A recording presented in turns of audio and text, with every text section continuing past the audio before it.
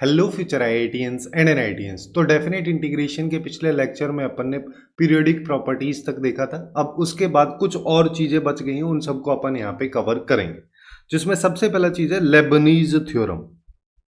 ठीक है, जिसका मतलब यहाँ पे क्या हो रहा है कि अगर मान लो मेरे पास में कोई भी एक डेफिनेट इंटीग्रेशन अपने को दे रखा है। फॉर एग्जाम्पल हमारे पास में एफ एक्स एक फंक्शन है और अब इसके इंटीग्रेशन के बारे में बात कर रहा है। ठीक है, कि यहाँ पे ये जी एक्स से एच एक्स अगर मान लो मेरे पास कोई फंक्शन लिखा हुआ, अब अगर मान लो मेरे को इस फंक्शन का डेरिवेटिव फाइंड आउट करना है, यानी कि D by D X of this function हमको निकालना है। जैसे इसकी जरूरत कहाँ पे पड़ती है, जैसे इस तरीके के क्वेश्चंस आपने काफी देखे होंगे, ऐसे क्वेश्चंस लिमिट वगैरह में काफी सारे पूछे जाते हैं। तो इसको कैसे सॉल्व करें, बेसिकली डेफिनेट इंटीग्रेशन का हम डेरिवेटिव कैसे निकालें, या फिर चाहो तो इसको ऐसे भी समझ सकते हो कि डेफिनेट इंटीग्रेशन या इंटीग्रेशन को अपन एंटी डेरिवेटिव बोलते हैं। तो यहाँ पे हम लेबनीज थ्योरम में बेसिकली बात ये करें कि किसी भी एंटी डेरिवेटिव का डेरिवेटिव कैसे निकाला जाता है। तो इसका डिफरेंशिएशन कैसे करेंगे, सबसे पहले यहाँ पे जैसे इसको ना मैं सिंगल दूसरे वेरिएबल के टर्म में कन्वर्ट कर देता हूँ कि यहाँ पे F of T D T है ना, जिससे क्लियरली समझ में आए कि सबसे पहले मैं क्या करूंगा, एफ लिखूंगा, है ना, यहाँ पे जो भी फंक्शन है उसमें जहां जहां पे टी वेरिएबल है उसमें हर जगह एच एक्स फंक्शन यानी कि अपर लिमिट या अपर इंडेक्स जो है उसको अपन यहाँ पे पुट करेंगे। उसके बाद में ये जो अपर लिमिट है इसका डिफरेंशिएशन करूंगा, उसके बाद फिर माइनस साइन लगाऊंगा, फिर एफ ऑफ टी में टी की हर जगह पे जी एक्स फंक्शन को पुट करूंगा और उसके बाद जी एक्स फंक्शन का डिफरेंशिएशन। ये जो वैल्यू आएगी ये एक्चुअली में इस इंटीग्रेशन के डिफरेंशिएशन की वैल्यू। जैसे इसको इस क्वेश्चन से समझो कि मेरे पास में ये क्वेश्चन दे रखा है, ठीक है, यहाँ पे टी अपने पास में वेरिएबल है, लिमिट लगी हुई 0 to x स्क्वायर। तो अगर मेरे को इसको सिंप्लीफाई करना है तो मैं यहाँ पे जैसे मेरे को एफ डैश 9 की वैल्यू निकालनी है, जिसके लिए सबसे पहले मेरे को एफ डैश एक्स चाहिए रहेगा, यानी कि D by D X of this function which has definite integration of 1/1 plus root T, इसकी बात कर रहे हैं। अब इसको निकालने के लिए मैं क्या करूंगा, जैसे कि मैं अभी बताया, सबसे पहले इस फंक्शन में हर जगह अपर लिमिट को पुट करेंगे। हमारे पास फंक्शन 1 प्लस रूट, यहाँ पे एक्स स्क्वायर आ जाएगा टी की जगह, और अब एक्स स्क्वायर का डिफरेंशिएशन कर देंगे, फिर माइनस साइन लगाएंगे, फिर अब हर जगह हमारे पास में जीरो पुट कर देंगे कि यहाँ पे ये 1 प्लस रूट ऑफ जीरो हो जाएगा और जीरो का डिफरेंशिएशन जो कि जीरो ही होगा। अल्टीमेटली ये वाली टर्म ही खत्म हो गई। तो हमारे पास केवल ये आ रहा है कि यहाँ पे 2x आ जाएगा, नीचे 1 प्लस मॉड x आ जाएगा। ये मेरे पास में f डैश x की वैल्यू आती। अब हमको f डैश x तो चाहिए नहीं, हमको चाहिए f डैश 9, तो इसको निकाल लेते हैं। तो 2 इंटू 9 1 प्लस 9 हो जाएगा, यहाँ पे मॉड ऑफ 9 9 के बराबर होगा, ऊपर 18 हो गया, नीचे 10 हो गया, जिसको तुम चाहो तो 9/5 लिख सकते हैं। ये अपने पास में इस क्वेश्चन का करेक्ट आंसर हो जाएगा। ऐसे अप्लाई करना है। जैसे अब देखो थोड़ा सा क्वेश्चन को कॉम्प्लिकेट करते हैं। अब न्यूमरेटर और डिनोमिनेटर दोनों जगह अपने को यहां पे दे रखा है डिफरेंशिएशन, सॉरी इंटीग्रेशन दे रखा है, और ये लिमिट वाला टाइप का क्वेश्चन है। अब ऐसे क्वेश्चन में हमको क्या पता है कि जैसे लिमिट में सबसे पहले पुट करूंगा तो मेरे पास यहाँ पे डिनोमिनेटर में x लिखा हुआ है अलग से, जिसका मतलब डिनोमिनेटर जीरो हो जाएगा। अब अगर ये लिमिट एग्जिस्ट कर रही है, इसका डिनोमिनेटर जीरो है, तो न्यूमरेटर को भी जीरो होना पड़ेगा, तभी जाके ये 0/0 की इनडिटर्मिनेट फॉर्म बनेगी। अब अगर मान लो ऐसा हो रहा है 0/0 की ये इनडिटर्मिनेट फॉर्म बन रही है, तो मैं यहाँ पे कोई भी रूल अप्लाई कर देता हूँ। मान लो मैं यहाँ पे LH रूल लगाता हूँ। LH रूल का कहानी क्या है, न्यूमरेटर में जो लिखा है उसको डिफरेंशिएट कर दो, डिनोमिनेटर में जो लिखा है उसको डिफरेंशिएट कर दो। बट एक चीज देखो कि अगर मान लो मैं इसको डिफरेंशिएट करूंगा तो यहाँ पे ऊपर यहाँ पे आएगा सबसे पहले लिमिट x टेंड्स टू 0, और यहाँ पे बात करोगे तो हमारे पास में जहां पे भी x है उसकी जगह ये जो वेरिएबल है इसकी जगह इसको पुट करना है, तो ये 1 माइनस कॉस 2x हो जाएगा, और x का डिफरेंशिएशन जो कि 1 हो जाएगा, फिर माइनस आएगा, फिर इधर जीरो है तो उसको लिखने की जरूरत नहीं क्योंकि टोटल टर्म जीरो हो जाएगा। ठीक है, ऐसे ही अब डिनोमिनेटर की बात करोगे तो अब डिनोमिनेटर में यहाँ पे स्टूडेंट्स गलती क्या करते हैं कि वो ना इस वाले को पकड़ के सीधा डिफरेंशिएट कर देंगे। बट यहाँ पे अपने को ध्यान देना है कि हमारे पास एक फंक्शन ये है, एक फंक्शन ये लिखा हुआ है। दो फंक्शन मल्टीप्लाई में है, जिसका मतलब यहां पे यूवी मेथड लगेगा डिफरेंशिएशन का। ठीक है, जैसे ही हम लगाएंगे मतलब सबसे पहले अगर मान लो मैं x का किया तो मेरे पास 0 से x आ जाएगा, फिर यहाँ पे 10x dx हो जाएगा, फिर प्लस साइन आएगा, फिर x आ जाएगा। अब इसका डिफरेंशिएशन करोगे तो कैसे करते हैं कि जो भी फंक्शन लिखा हुआ है उसमें सबसे पहले अपर लिमिट डालो, उसके बाद अपर लिमिट का डिफरेंशिएशन विच इज 1 माइनस, फिर नीचे तो 0 है तो ये 0 हो जाना, ये हमारे पास में आएगा। लेकिन अब इसको सिंप्लीफाई कर पाना थोड़ा सा और डिफिकल्ट हमारे लिए हो जा रहा है। ठीक है, तो ऐसी सिचुएशन में हम पहले इस फंक्शन को कुछ ऐसा बनाएं जिससे कि क्या हो, हमारे पास में जब हम इसको डिफरेंशिएट करें तो इजीली लिमिट्स में कन्वर्ट हो जाए। जिसके लिए देखो मेरे को यहां पे क्लियरली दिख रहा है कि अगर मैं केवल इस वाले पोर्शन का डिफरेंशिएशन करूंगा तो 10x आएगा। अभी जस्ट हम देखें, ऊपर वाले की बात करोगे तो ये 1 माइनस कॉस 2x आएगा। जब इतना हमारे पास में आ रहा है तो देखो इसके नीचे मेरे को क्या चाहिए, अगर लिमिट लगी हुई है तो एक लिमिट का प्रॉपर्टी था कि limit x tends to 0 1 minus cos X by X square, इसकी वैल्यू हाफ होती है। तो वही चीज यहाँ पे इसको x मान लेते हैं। ठीक है, तो नीचे 2x का होल स्क्वायर मेरे को चाहिए। अब यहाँ पे देख रहे हो इसका वैल्यू 10x आ रहा है, तो 10x का मतलब अब मेरे को इसके डिवाइड में x चाहिए, तो उस हिसाब से हमको वैल्यूज लेनी है। जैसे क्या करेंगे कि मैं यहाँ पे लिमिट x टेंस टू 0 लिख देता हूँ, इसको 0 से x कर दिया, अभी 1 माइनस कॉस 2x ही मैंने इसको लिख दिया। यहाँ पे मेरे पास में x है, ठीक है, और यहाँ पे मेरे पास में इंटीग्रेशन ऑफ ये है 10x। जब अगर मान लो मैं इसका डिफरेंशिएशन करूंगा सिंस ये 0/0 फॉर्म, तो मेरे को कुछ ऐसा बनाना है कि ऊपर भी यहां पे x बच जाए, क्योंकि इसका डिफरेंशिएशन करने पे 10x आएगा, तो ऊपर x बचने के लिए x की पावर 2 होनी चाहिए। अगर x की पावर 2 वहां पे करोगे, x की पावर नीचे भी मल्टीप्लाई करना पड़ेगा, तो मैं यहां पे कर देता हूं। ठीक है, अब देखो अब हमारे पास में क्या होगा यहाँ पे कि ये लिमिट x टेंस टू 0, अभी अगर मान लो मैं यहाँ पे देख रहा हूं तो ऐसा करता हूं ये लिखने से पहले कि ना मैं इसको एक सिंगल फंक्शन मान लेता हूं, इसको एक सिंगल फंक्शन मान लेता हूं।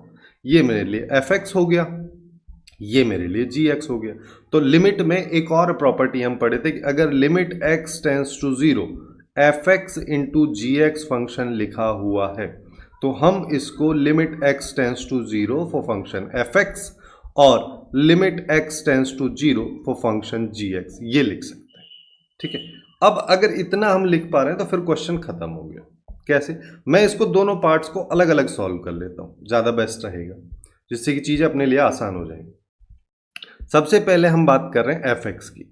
ठीक है, तो fx में मेरे पास क्या है, लिमिट x टेंस टू 0 हो गया, और ये दे रखा है अपने को integration of 0 to x 1 minus cos 2x dx divide by X cube.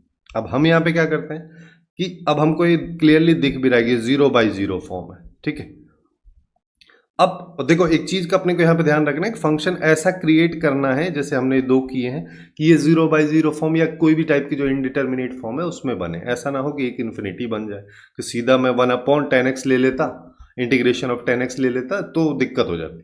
ठीक है, इस चीज का थोड़ा सा ध्यान अपने को रखना। अब हम यहाँ पे क्या करेंगे, अब LH रूल लगा देते हैं। अब LH रूल अगर मान लो मैं लगाऊंगा तो यहाँ पे तो लिमिट x टेंस टू 0 ही आएगा। हालांकि क्वेश्चन लिमिट का है, बट डेफिनेट इंटीग्रेशन की वजह से ही ये बन भी पाएगा। अगर ये नहीं पता है तो फिर नहीं बनेगा। तो अब हम यहाँ पे क्या करेंगे, सबसे पहले इस फंक्शन में अपर लिमिट पुट कर दिया, और इसके इंटीग्रेशन की वैल्यू अपन देखे थे कि यहाँ पे 1 आ जाएगा, यहाँ 0 आ जाएगा। इन सबको लिखने की कोई जरूरत ही नहीं। नीचे का भी डिफ्रेंशिएशन करेंगे तो ये आएगा। अब हम यहाँ पे क्या करें, अब देखो 1 माइनस कॉस थीटा वाली ये वाली जो प्रॉपर्टी थी इसको अब अपने को इम्प्लीमेंट करना है, जिसका मतलब मेरे को ऊपर नीचे 4 से मल्टीप्लाई कर देता हूं। जैसे ही हम 4 से मल्टीप्लाई करेंगे तो देखो ये क्या बन जाएगा, limit x tends to 0 1 minus cos 2x by 2x का होल स्क्वायर। इसको मैंने ऐसे लिख दे रहा हूं, और ऊपर 4 नीचे 3, इसको ऐसे। अब अंदर वाले की वैल्यू हमको पता है कि 1/2 है, तो 1/2 इंटू 4/3 कर दो, जिसका मतलब ये आ गया 2/3। अब सेम तरीके से gx पे आ जाओ। gx की अगर मान लो हम बात करेंगे तो हमारे पास में क्या है, लिमिट x टेंस टू 0 और ऊपर वाले का अब मैं डिफरेंशिएशन ही कर देता हूँ। ऊपर वाले का डिफरेंशिएशन करेंगे तो यहाँ आ जाएगा 2x, नीचे वाले की बात करोगे तो यहाँ आ जाएगा 10x। अब अपने को पता है 10x/x या x/10x limit x tends to 0 पे 1 होता है, तो इसकी वैल्यू 2 आ जाएगी। अब क्वेश्चन के अकॉर्डिंग क्या है, इन दोनों को मल्टीप्लाई करना है, तो आउटपुट हमारे क्या आ जाएगा, एक 2/3 आ रहा है, एक 2 आ रहा है, तो टोटल आंसर हमारा जो है फाइनल वो आ जाएगा 4/3। तो बेसिकली इस तरीके से कर सकते हैं अगर न्यूमरेटर डिनोमिनेटर में अपने को ऐसा कॉम्प्लिकेटेड सा फंक्शन दे रखा है तो। थोड़ा सा और आगे चलते हैं, क्वेश्चंस का वैरायटी देखते हैं कि हमारे पास में अब ऐसे बोल दे कि एफ मेरे पास में कोई भी एक डिफरेंशिएबल फंक्शन है और जिसमें f(2) की वैल्यू f'(2) की वैल्यू दे रखा है और ये दे रखा है। अब इसको देख के लोग कंफ्यूज ये हो जाएंगे कि यहाँ पे x भी है ना। लेकिन अगर तुम इस डेफिनेट इंटीग्रेशन को ही केवल देखते हो तो यहाँ पे वेरिएबल केवल और केवल t है, जिसका मतलब x-2 यहाँ पे कांस्टेंट की तरह बिहेव करेगा।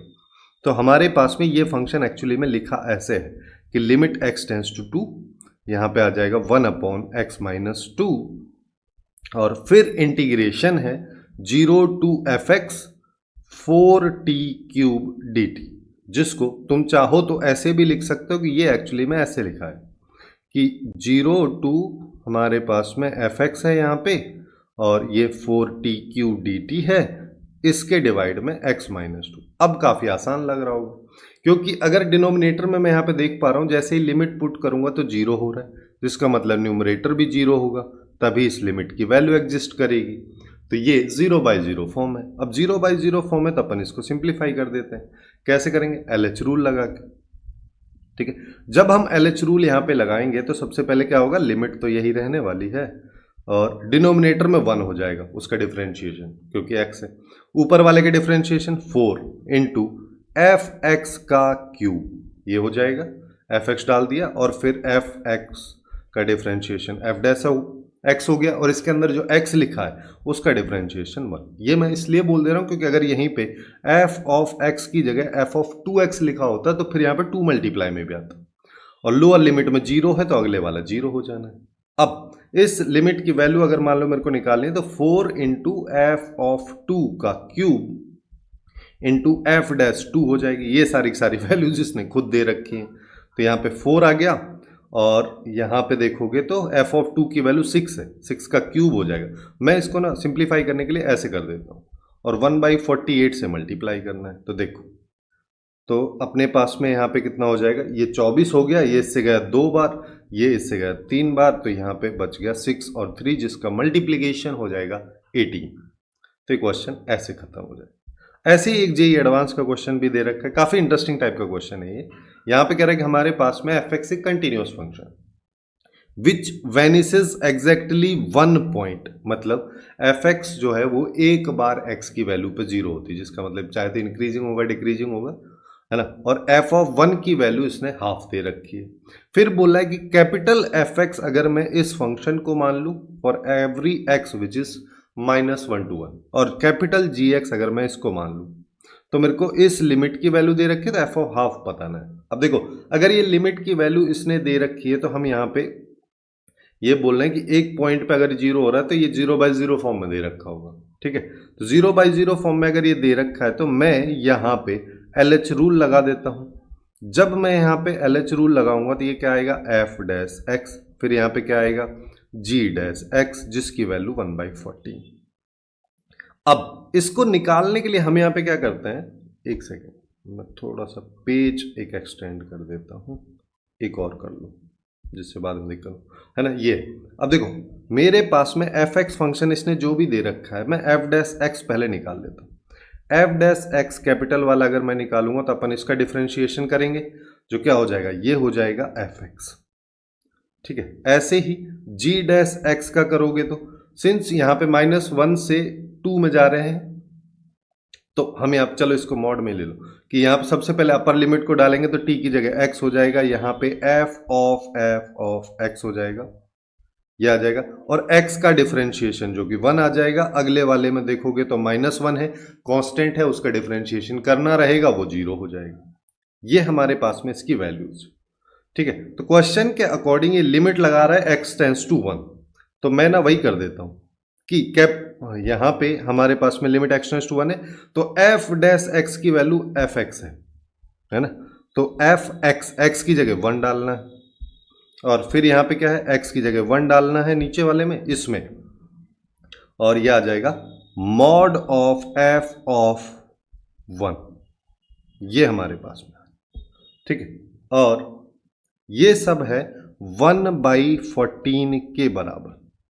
अब एक चीज यहां पे क्लियरली देख लो कि f ऑफ 1 की वैल्यू इसने खुद से दे रखी है जो कि 1/2 है, तो ये वैल्यू 1/2 इसने खुद से दे दी। अब यहां पे f ऑफ 1/2 ये आ गया, ये इक्वल्स टू 1/14। अब अगर ये दोनों वैल्यूज बराबर, तो ऑब्वियस सी बात है मॉड भी पॉजिटिव में खुल रहा होगा, अदरवाइज तो लॉजिक ही नहीं है यहाँ पे, है ना। वैसे भी अगर देखोगे तो f ऑफ 1/2 की वैल्यू हम यहाँ पे क्लियरली निकाल पाएंगे। जैसे मैं यहाँ पे f ऑफ 1/2 की वैल्यू निकालूंगा तो ये 1/2 इंटू 14 हो जाएगा, जो कि हमको 7 देगा, और यही हमारा इस क्वेश्चन का करेक्ट आंसर होगा। काफी आसान सा क्वेश्चन है, दिखने में थोड़ा अटपटा लग सकता है क्योंकि इसकी लैंग्वेज और जिस तरीके से इस फंक्शन को दे रखा है वो दिख के थोड़ा डरावना लगता है, ठीक। अब हम थोड़ा आगे चलते हैं, ठीक है। अब हम बात करते हैं सीरीज के बारे में, मतलब लिमिट जब हमको एज ए सम दे रखी हो, ठीक है। मतलब इसका मतलब सिंपल सा ये है कि जैसे इस तरीके के क्वेश्चंस हमको देखने को मिलते हैं, ऐसे क्वेश्चंस देखने को मिलते हैं, ऐसे क्वेश्चंस देखने को मिलते हैं। बेसिकली हम यहाँ पे लिमिट को कन्वर्ट कर रहे हैं, लिमिट ऑफ समेशन को कन्वर्ट कर रहे हैं डेफिनेट इंटीग्रेशन। तो इसके डेरिवेशन वगैरह हम नहीं जाएंगे, वो एकदम कोई फालतू सा चीज़ है, इतना काम का है। तो यहाँ पे अपने को क्या करना है, 3 चीज़ों का ध्यान रखना है। सबसे पहली चीज़ कि अगर समेशन वहाँ पे है तो उसको अपने को इंटीग्रेशन में कन्वर्ट करना है। उसके बाद r/n, यहाँ पे r जो है उसको हम वेरिएबल ले रहे हैं, ठीक है। तो r/n को हमको x मानना है, और वहां पे 1/n वाली जो टर्म होगी उसको dx में कन्वर्ट करना है। अभी तक समझ में नहीं आया वो, लेकिन देखो यहां से देखो कि मान लो मेरे पास में ये है, तो सबसे पहले इस लिमिट को ना मैं सम में क्रिएट करूंगा, सम में कन्वर्ट करूंगा। जैसे अगर मान लो मैं सम में कन्वर्ट करना चाहता हूं, मेरे को दिख रहा है कि हर किसी नंबर की ऊपर जो पावर है 100 है, यहाँ पे 101 है, यानी कि 1 ज्यादा है। तो मैं चाहूं तो इसको ऐसे भी लिख सकता हूं कि limit n tends to infinity 1/n, और ये हो जाएगा 1/n की पावर 100, फिर 2/n की पावर 100, और इस तरीके से ये चलता जा रहा है बेसिकली ये। अब इसी को अगर मान लो मैं सम में भी कन्वर्ट करना चाहूं तो हम क्या बोल सकते हैं, limit n tends to infinity, यहां पे 1/n आ जाएगा हमारा, है ना। बेसिकली ये आ जाएगा कि 1/n, और यहां पे हो जाएगा r/n की पावर 100, जहां पे r की वैल्यू 1 से जा रही है n तक, ठीक है। हाँ, 1 से n तक अपने पास में जा रही है, ये सिनेरियो हमारे पास में। अब जैसा कि अभी मैं बताया, अपने को क्या करना है, सबसे पहले इंटीग्रेशन का साइन, उसके बाद जहां पे r/n लिखा है उस पूरे को x, इसको x मानना है, तो ये हो गया x की पावर 100। फिर इसी के साथ 1/n हमको क्रिएट करके रखना है, ठीक है, जिसको हम dx लेंगे। फिर क्या करेंगे, फिर हम यहाँ पे लिमिट लगाएंगे। अब डेफिनेट इंटीग्रेशन बनाना है तो इसकी अपर और लोअर लिमिट लगानी पड़ेगी, जिसके लिए हम यहाँ पे क्या करेंगे, सिंस हमको यहाँ पे पता है r की वैल्यू 1 से n तक, तो r/n की वैल्यू ये 1/n हो जानी है, ये r/n हो जाएगी, ये 1 हो जाएगी। बट यहाँ पे लिमिट भी लगी हुई है, तो यहाँ पे क्या हो जाएगा, limit n tends to infinity for 1/n, limit n tends to infinity for r/n, limit n tends to infinity for 1। अब ये अगर है तो इसकी वैल्यू 0 हो जाएगी, ये तो अपना वही फंक्शन हो गया जो हमको चाहिए था, और ये 1 आ जाए। तो बेसिकली हमारे पास में यहाँ पे लिमिट्स जो है 0 से 1 आ रही, ये मेरे पास में आ गया। अब बस इस इंटीग्रेशन को अपने को सिंप्लीफाई करना है, तो हम यहाँ पे क्या करेंगे, ये आ जाएगा 101 डिवाइड बाई 101, 0 से 1 लिमिट लगा दो, तो ये आ जाएगा 1/101, ये इसका आंसर हो जाएगा, ठीक है। अभी भी कुछ लोगों को समझ में नहीं आया होगा, तो कुछ और ट्राई करते हैं। दूसरा एग्जाम्पल की बात करें, पहले इसको सम में क्रिएट कर लेते हैं। सम में अगर मान लो मैं क्रिएट करूंगा तो मेरे पास यहाँ पे क्या आएगा, limit n tends to infinity summation अपने को यहाँ पे दिख रहा है वेरिएबल केवल ये है ना, ये 4n² होगा, ठीक है। यहाँ पे हम क्या कर सकते हैं, इसको ऐसे लिख सकते हैं n + n का होल स्क्वायर। तो अब क्लियरली अपने को दिख गया यहाँ पे कि ऊपर हर बार n है, नीचे की बात करोगे तो यहाँ पे n + r का होल स्क्वायर हो रहा है, जहां पे r की वैल्यू 1 से n तक जा रही है। अब मेरे को क्या करना है, मेरे को यहाँ पे सबसे पहले r/n क्रिएट करना है, जिसके लिए मैं क्या करता हूँ, डिनोमिनेटर में से n बाहर ले लेता हूँ। जैसे ही हम बाहर लेंगे तो हमारे पास limit n tends to infinity, यहाँ पे समेशन r = 1, यहाँ पे n आ जाएगा। n अगर बाहर लोगे, नीचे होल स्क्वायर हो रहा है तो n² बाहर आएगा और ये 1 + r/n का होल स्क्वायर हो जाएगा, ठीक है। और यहाँ पे अपने को क्लियरली दिख भी रहा है कि एक n से एक n चला गया। तो मेरे पास अब क्या आ रहा है, यहाँ पे आ रहा है limit n tends to infinity और यहाँ पे 1 आ जाएगा, यहाँ n × 1 + r/n का होल। अब अपने को अगर मान लो इसको डेफिनेट इंटीग्रेशन में कन्वर्ट करना है, सबसे पहले डेफिनेट इंटीग्रेशन हो गया, फिर यहाँ पे 1/1 प्लस ये x हो जाएगा, तो ये x का होल स्क्वायर हो गया। 1/n जहाँ पे लिखा हुआ है, इस वैल्यू को हम dx बोल देंगे। अब लिमिट बना लेते हैं। अच्छा, यहाँ पे समेशन छूट गया, r = 1 से n तक, ठीक है। जब अपने को यहाँ पे बोल रहा है कि r जो है 1 से n तक है, तो फिर से वही सेम प्रोसेस की तरह 0 से 1 ये हमारे पास आ जाएगा कि हम यहाँ पे r/n कर दिए, ये 1 हो गया, ये 1/n हो गया। लिमिट अगर मान लो मैं यहाँ पे लगाता हूँ n टेंड्स टू इन्फिनिटी, पूरी इनइक्वलिटी में, तो 0 से 1 मेरे पास में आ जाए। बस अब इसको सिंप्लीफाई करना है। इसको कैसे सिंप्लीफाई करेंगे, इसके लिए हम यहाँ पे, हाँ ये हमारे पास में आ गया, तो इसको मैं 0 से 1 और 1 + x की पावर -1 है कि -2 बोल दे, ठीक है। इतना सबको आता होगा, या तो t मान के कर लो, बट मैं यहाँ पे इसको डायरेक्ट ही कर रहा हूँ सिंस लीनियर है। तो अगर हम इसको डायरेक्ट करेंगे तो ये क्या हो जाएगा, 1 + x की पावर -2 + 1 डिवाइड बाई -2 + 1, जिस पे लिमिट आ जाएगा 0 से 1। तो ये हमारे पास में -1/1 + x हो जाना है, जिस पे 0 से 1 लिमिट लगा दो। 1 अगर पुट करेंगे तो -1/2 हो जाएगा, 0 अगर पुट करेंगे तो ये 1 हो जाएगा। अल्टीमेटली हमारे पास हाफ आएगा, जो कि इस क्वेश्चन का करेक्ट आंसर हमारे पास में हो जाए। ऐसे ही नेक्स्ट क्वेश्चन को देख लो, है ना। इस क्वेश्चन में भी बात करोगे तो सबसे पहले अपन क्या करेंगे, limit n tends to infinity, फिर समेशन, और यहाँ पे देखोगे तो 1 2 3 हो रहा है ना। और यहाँ पे हमारे पास में देखो ये क्या आ जाएगा। अच्छा, यहाँ पे देखो इस क्वेश्चन के इस वाली टर्म में और इस वाली टर्म में एक चीज सिमिलर है कि यहाँ पे हर बार n था, अब यहाँ पे नहीं है। लेकिन यहाँ पे देखोगे, यहाँ पे भी हर बार n था लेकिन नहीं है, तो ये n² नहीं भी होगा तो चलेगा, क्यों नहीं होगा, क्योंकि अगर यहाँ पे n होता तो ये वाला टर्म आ जाता, ठीक है। लेकिन वहां पे n है नहीं, इसको मैं हटा ही देता हूं, इसको 1 कर देता हूं, ठीक है। तो उसी हिसाब से हम यहाँ पे चल रहे हैं। अब देखो यहाँ पे सबसे पहले अपन यहाँ पे देख रहे हैं, तो अपने को न्यूमरेटर में n दिख रहा है, यहाँ पे अपने को क्या दिख रहा है, n² + r², जहां पे r की वैल्यू 1 से, अब देखो कहां तक जा रही है, इसको ऊपर n लिखोगे तो ये 5n² हो जाएगा, इसको n² + 2n का होल स्क्वायर, ये तो एक्चुअली में यहां पे हमारे पास में ये 2n तक जा रहा है इस बार, ठीक है। अब फिर से वही सेम चीज कि हम यहाँ पे वही कर देते हैं कि limit n tends to infinity कर दो, समेशन r = 1 से 2n तक चले जाओ, 1/n को बाहर ले लो, यहाँ पे 1 आ जाएगा, यहाँ पे 1 का स्क्वायर प्लस यहाँ पे आ जाएगा हमारे पास में r/n का स्क्वायर, ये हो गया। अब मैं इसको डेफिनेट इंटीग्रेशन में कन्वर्ट करूंगा तो ये हो जाएगा 1/1 + x², 1/n dx में चला गया।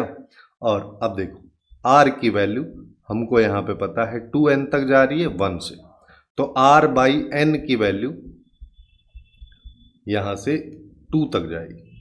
अगर ये 2 तक जा रही है तो लिमिट लगा दो, लिमिट जब n टेंड्स टू इन्फिनिटी होगा तो ये वाला 0 हो जाएगा, यहाँ पे limit n tends to infinity हो जाएगा, ये r/n हो जाएगा, ये 2 रहेगा। तो बेसिकली 0 से 2 जा रहा है। अब 1/1 प्लस एक्स स्क्वायर का इंटीग्रेशन सबको पता ही होगा, tan इनवर्स x होता है, tan इनवर्स x हो गया। इसमें 0 से 2 कर दो तो ये आ जाएगा tan inverse 2 minus tan inverse 0, जो कि tan इनवर्स 2 के बराबर ही आएगा, और यही इसका आंसर हो जाएगा। इतना सिंपल। अब थोड़ा आगे चलते हैं हम, है ना, ये वाला टॉपिक कवर करके जनरल इनइक्वालिटीज पे। जनरल इनइक्वालिटीज देखो यहां पे क्या होता है, ऑफ डेफिनेट इंटीग्रेशन लिख लो, ऑफ डेफिनेट इंटीग्रेशन। इसमें बेसिकली क्या हो रहा है कि हमारे पास में बहुत सारे अभी ऐसे डेफिनेट इंटीग्रेशन बच गए जिनकी वैल्यूज हम नहीं निकाल सकते। फॉर एग्जांपल 0 to π/2 हो गया, sin x/x हो गया, या फिर 0 to π/2 हो गया, 0 to 1 कर दो, e⁻x² हो गया, 0 to 1 हो गया, e⁻x² dx हो गया। ऐसे बहुत सारे इंटीग्रेशन है जिनकी डायरेक्ट वैल्यू अभी हम नहीं निकाल पा रहे, तो उन सब की वैल्यूज निकालने के लिए हम इनइक्वालिटीज का यूज करते हैं। इनइक्वालिटीज का यूज कैसे करते हैं कि हम यहाँ पे देखते हैं ये वाला जो फंक्शन लिखा है ये किस तरीके का फंक्शन लिखा हुआ। किस तरीके से मेरा मतलब है, एओडी अगर आपने पढ़ा होगा तो वहां पे कई सारे टाइप के फंक्शन, मोनोटोनिक फंक्शन हो गया, मोनोटोनिकली इंक्रीजिंग फंक्शन हो गया, मोनोटोनिकली डिक्रीजिंग फंक्शन हो गया, नॉन मोनोटोनिक फंक्शन हो गया, उन सब के बारे में बेसिकली हम यहाँ पे बात करें। जैसे सबसे पहला केस अपन ले लेते हैं, मोनोटोनिकली हमारे पास में इंक्रीजिंग फंक्शन है, और किस इंटरवल में, a to b के इंटरवल, है ना, जिसका मतलब मोनोटोनिकली इंक्रीजिंग डिक्रीजिंग, ये मैं मान के चल रहा हूँ कि आप लोगों को आइडिया होगा। अगर नहीं भी है तो इसका मतलब ये है कि इंक्रीजिंग मतलब वो कॉन्स्टेंटली इंक्रीज कर रहा है, यानी कि dy/dx की वैल्यू वहाँ पे हमेशा ग्रेटर देन 0 है, और यहीं पे डिक्रीजिंग होता तो ये लेस देन 0 होती, कभी भी इक्वल नहीं होगी। ठीक है, दो केसेस होते हैं ना, ग्रेटर देन इक्वल टू 0 और ग्रेटर देन 0, तो ये ग्रेटर देन 0 वाले केस है, मतलब इंक्रीजिंग फंक्शन है, बेसिकली स्ट्रिक्टली इंक्रीजिंग चाहो तो इसको बोलो। तो अब यहां पे क्या करते हैं, जैसे मान लो मेरे पास में कोई भी एक स्ट्रिक्टली फंक्शन दे रखा है इंक्रीजिंग वाला, ये जिसमें हमको यहां पे पता है कि अगर ये वैल्यू मेरी a है तो a पे जो मेरे को आउटपुट मिल रहा है वो f(a) मिल रहा है। ऐसे ही ये वाली वैल्यू b है, b पे जो मेरे को आउटपुट मिल रहा है वो f(b) मिल रहा है। अब मेरे को यहां पे एक्चुअल में क्या करना है कि एक सेकेंड ये ले लेते हैं कि मेरे को fx फंक्शन का इंटीग्रेशन का वैल्यू बताना है ना, और हमको ये क्लियरली पता है कि ये फंक्शन का डायरेक्ट हम इंटीग्रेशन नहीं कर पा रहे। तो अब देखो डेफिनेट इंटीग्रेशन के जब भी अपन चैप्टर स्टार्ट किया तो मैं एकदम उस टाइम पे बताया था कि ये ग्राफिकल एरिया को रिप्रेजेंट करने के लिए अपन बेसिकली इसका यूज करें, तो वही चीज से हम यहाँ पे इसकी वैल्यू निकालने की कोशिश करेंगे। जैसे यहाँ पे अगर मान लो मैं देखूं तो मेरे को ये चीज दिख रहा है कि अगर इस लाइन को मैं इधर एक्सटेंड करूं, है ना, देखो सबसे पहले इस डेफिनेट इंटीग्रेशन की वैल्यू का मतलब ये हो रहा है कि ये जो पूरा के पूरा एरिया है इसका आउटपुट क्या आएगा ये हम निकाल पाए। लेकिन मैं यहाँ पे क्या कर रहा हूं, मैं इस लाइन को अगर ऐसे एक्सटेंड कर देता हूं ऐसे, है ना, तो जिससे हमको क्या पता चल रहा है कि देखो हम यहाँ पे इनइक्वालिटी बनाने की कोशिश कर रहे हैं, तो मेरे को यहाँ पे पता है कि ये वाला जो एरिया है इतना, इस एरिया से, इस रेक्टेंगल के एरिया से तो ज्यादा ही होगा ऊपर वाला जो एरिया है, ऑब्वियस सी बात है ज्यादा ही है। तो इसको हम कैसे निकाल सकते हैं कि इसकी एक साइड क्या हो जाएगी, ये हो गया b-a, और यहां से यहां की लेंथ हो जाएगी f(a), ये वाली। तो हम इसको लिख सकते हैं कि b-a इंटू f(a), ठीक है, ये इससे बड़ा होगा, ठीक, और छोटा किससे होगा, उसके लिए अपन यहां पे क्या कर सकते हैं, ये वाला टोटल एरिया देख लो, यहां से यहां, है ना, ये जो टोटल एरिया है इससे तो छोटा ही एरिया है ये वाला, जो पहले वाला अपन ने सबसे पहले वाला एरिया देखा। जब वो इससे छोटा है तो अपन यहाँ पे वही करेंगे कि ये वैल्यू हमेशा छोटी होगी, इस बड़े वाले एरिया को निकाल लो, इस बड़े वाले एरिया का वैल्यू ये तो एफ ऑफ बी है, एक साइड तो ये हो गई, एक साइड यही है, तो यहां पे आ जाएगा कि ये लेस देन होगा b minus A into F of B से, इससे लेस देन होगा, इससे ग्रेटर देन होगा। ठीक है, जब भी अपने को कोई फंक्शन दे रखा हो और वो मोनोटोनिकली इंक्रीजिंग फंक्शन हो तो हम इस तरीके से वैल्यूज निकाल सकते हैं। बट कोई जरूरी थोड़ी ना हमेशा मोनोटोनिकली इंक्रीजिंग मिलेगा। अगर मान लो मेरे को कभी फंक्शन मोनोटोनिकली डिक्रीजिंग फंक्शन दे रखा हो in interval a to b, तो हम क्या करेंगे, तो भी हमारे पास सेम ही प्रोसेस रहने वाला है कि मेरे पास इस तरीके का एक फंक्शन है जिसमें ये वैल्यू a है, जिस पे आउटपुट f ऑफ a आ रहा है, ये वैल्यू b है जिस पे आउटपुट f ऑफ b आ रहा है। मेरे को टोटल ये वाला एरिया चाहिए, यही तो इस डेफिनेट इंटीग्रेशन की वैल्यू है, यानी कि अपने को f of x dx for function integrating with limit 0 a to b, ये अपने को चाहिए। अब इसके लिए हम यहाँ पे क्या करें, देखो हमको ये क्या पता है कहाँ से बड़ा होगा। सबसे पहली चीज कि इसका जो ये वाला एरिया है जो अभी हमने देखा, ये इससे तो बड़ा होगा ये एरिया, है ना, तो इसको अपन क्या बोल देंगे, वही सेम पुराना तरीका कि ये b माइनस ए है, ये वाली लेंथ f ऑफ b है, तो अभी हमारे पास b minus A into F of B आ रहा है, ना कि पिछले वाले की तरह जहां पे b minus A into F of A आ रहा था। और ये किससे छोटा होगा, टोटल वाले एरिया से। टोटल एरिया को अपन ऐसे ले लेते हैं, ये बड़े वाला जो रेक्टेंगल बोल लो, स्क्वायर बोल लो, जो भी बन रहा होगा, है ना, तो यहां पे इसका एरिया निकालेंगे तो एक साइड तो अभी भी इसकी यही है, दूसरी साइड की बात करोगे तब वो एफ ऑफ ए आ जाएगी, यानी कि b minus A into F of A मेरे पास में हो जाएगा। ठीक, अब और आगे चलते हैं, एक और केस देख लेते हैं कि अगर मान लो इन दोनों में से कोई सा भी ना हो, यानी कि हमारे पास एक फंक्शन दे रखा है विच इज नॉन मोनोटोनिक।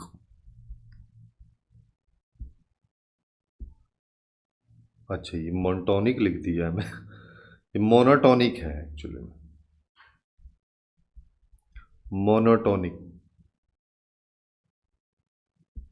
है ना, यहां पे भी वही आएगा, थोड़ा सा मिस्टेक हो गया, जल्दी जल्दी में कभी कभी हो जाता है ना, तो ये हमारे पास में आएगा। अब सी पार्ट पे आ जाते हैं कि जब हमारे पास कोई भी एक नॉन मोनोटोनिक फंक्शन है और वो a टू b दे रखा है। नॉन मोनोटोनिक का मतलब वो फंक्शन का dy by D X greater then और इक्वल टू 0, दोनों केसेस हो सकते हैं। फॉर एग्जाम्पल अपन ऐसा ले लेते, चल ये हमने ले लिया, है ना, इसको थोड़ा और सिस्टमेटिक मैं बनाऊं तो ऐसे करो, वैसा ही कर लो, ज़्यादा सही है ऐसा।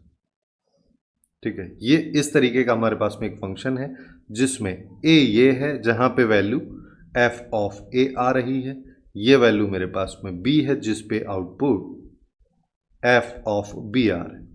अब हमको क्या चाहिए, फिर से वही कि हमको वैल्यू चाहिए यहाँ पे वो function a to b F X D X, ये। अब देखो, अब अगर मान लो जब भी अपने को ऐसा कोई फंक्शन दे रखा हो जो इंक्रीजिंग भी हो डिक्रीजिंग भी हो, सारे केसेस उसमें चल रहे हो, D Y by D X greater than equal to 0 हो, लेस देन भी कहीं पे हो रहा हो, जैसे यहाँ पे अगर देखोगे तो पहले स्लोप घट रहा है, उसके बाद यहाँ पे 0 होता है, फिर ये बढ़ने लग जाता है।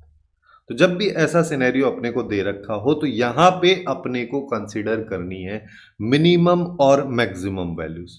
यहाँ पे अगर मैं स्मॉल m से रिप्रेजेंट कर दे रहा हूं मिनिमम वैल्यू को और कैपिटल M से मैं रिप्रेजेंट कर दे रहा हूं मैक्सिमम वैल्यू को।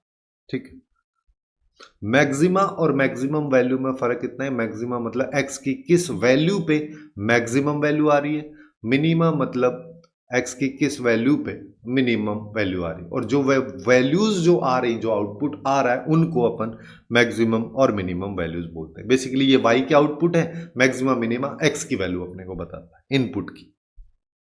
अब देखो ये हमारे पास में, मैं यहाँ पे अगर इसकी मिनिमम वैल्यू देखूंगा तो यहाँ पे कहीं आएगी, इसको स्मॉल m बोल दे रहा हूँ। मैक्सिमम वैल्यू की बात करोगे तो इस पर्टिकुलर केस में मेरे को यहाँ पे दिख रहा है, ये कहीं और भी हो सकता है। अब बस इन दो के ही बेसिस पे फिर से अपने को वही सब करना है कि अगर मान लो मैं यहाँ पे देखूं कि मेरे को एक्चुअल में एरिया चाहिए ये वाला, ठीक है, ये वाला टोटल एरिया हमको चाहिए, लेकिन मैं यहाँ पे क्या करता हूँ, सबसे पहले मिनिमम के बेसिस पे बात करता हूँ। तो मिनिमम वाली लाइन यहाँ पे, तो मिनिमम वाली लाइन से अगर हम क्लियरली देख पा रहे तो हमारे पास ये रेक्टेंगल बन रहा है। इस रेक्टेंगल का एरिया निकाल लो, क्योंकि इस एरिया से तो ज्यादा ही होगा, तो वो क्या आ जाएगा, वो आएगा b minus A into small M. और मैक्सिमम के लिए बात करोगे तो मैक्सिमम के लिए अपन ये वाला एरिया ले लेते हैं। अब इस वाले रीजन को कंसीडर कर लो, ये वाला, जिसके लिए साइड तो एक तो ये अभी भी है, दूसरी के लिए m आ जाएगा। इस पर्टिकुलर केस में हालांकि m और f ऑफ b बराबर है, लेकिन हम f ऑफ b को नहीं लिखेंगे, क्योंकि वो तो कुछ और भी हो सकता है। मतलब इसी ग्राफ को अगर मैं आगे ऐसे ले जाऊं तब भी तो हो सकता है, ठीक है। तो ये चीज अपने को ध्यान में रखनी है कि यहाँ पे b माइनस ए और इसके साथ कैपिटल M हम ले लें। तो जब भी अपने को कभी ऐसा कोई फंक्शन दे रखा हो जिसमें हमको पता चले कि वो नॉन मोनोटोनिक है, मतलब इंक्रीजिंग भी है कुछ केसेस में, कुछ केसेस में डिक्रीजिंग भी है, तो हम यहाँ पे ऐसे उसके मिनिमा और मैक्सिमम वैल्यू के बेसिस पे उसका आउटपुट निकाल सकते हैं। इसके बाद एक और केस देख लेते हैं, जब हम बात कर ही रहे हैं, कि अगर मान लो मेरे पास a टू b कोई एक fx फंक्शन दे रखा है, इसके इंटीग्रेशन की वैल्यू का मॉड हमेशा बराबर होगा या बड़ा हो, सॉरी छोटा होगा, किससे, अगर मैं सेम इंटीग्रेशन करूं और अब मॉड fx पे लगा दूं। ये कैसे हो रहा है, इस चीज को देखो। पहले हम एग्जांपल लेते हैं जो काफी सिंपल सा, 0 से 2 पाई साइन एक्स का।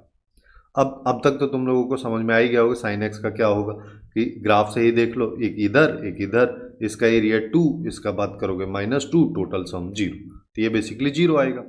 अब अगर मान लो मैं LHS की बात करता हूं तो मैं यहाँ पे मॉड लगा देता हूँ, 0 to 2 pi sine X D x, इस पे हमने लगा दिया मॉड, तो 0 पे मॉड मतलब 0। वहीं पे RHS की अगर बात करोगे तो RHS के केस में क्या होगा कि हमारे पास में अब 0 to 2 पाई है, लेकिन मॉड ऑफ साइन एक्स है।